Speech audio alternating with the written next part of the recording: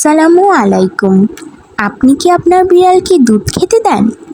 আমরা ছোটবেলা থেকে গল্পের বই, কার্টুন সব জায়গায় দেখেছি বিড়াল আর দুধ যেন জন্মজন্মান্তরের বন্ধু। কিন্তু জানেন কি, এই জনপ্রিয় ধারণা আসলে অর্ধসত্য, আর অনেক ক্ষেত্রে আপনার বিড়ালের জন্য বিপদের কারণ হতে পারে। আমরা এখন এই মিথ বনাম বাস্তবতা সম্পর্কে জানব। প্রথমেই আসি মূল বিষয়ে।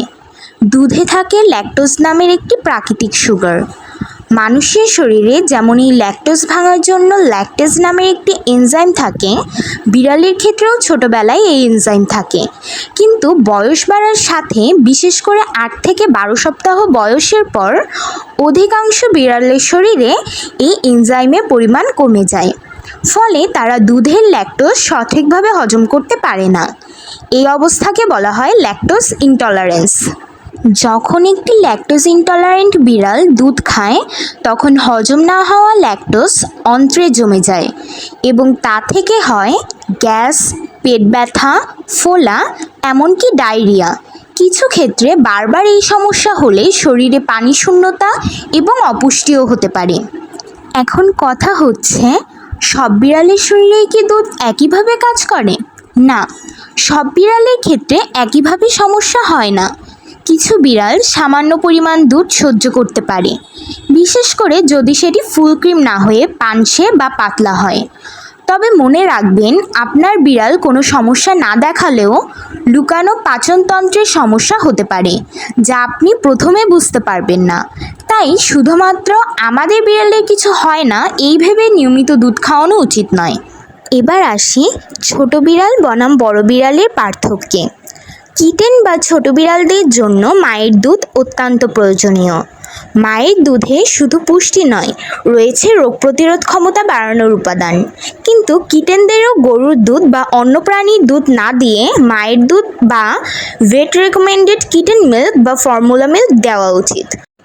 কারণ গরুর দুধের পুষ্টি গঠন বিড়ালের জন্য সঠিক নয়।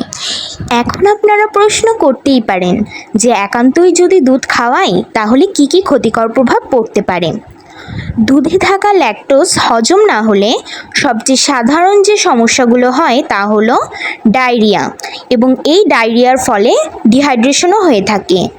এরপর পেট ব্যথা ও পেটে গ্যাস হওয়া, ওজন কমে যাওয়া, খাবারের প্রতি অনাগ্রহ, বমি, এসব উপসর্গ বারবার হলে বিড়ালের ইমিউন সিস্টেম দুর্বল হয়ে যায়, ফলে অন্য রোগে আক্রান্ত হওয়ার ঝুঁকি বেড়ে যায়।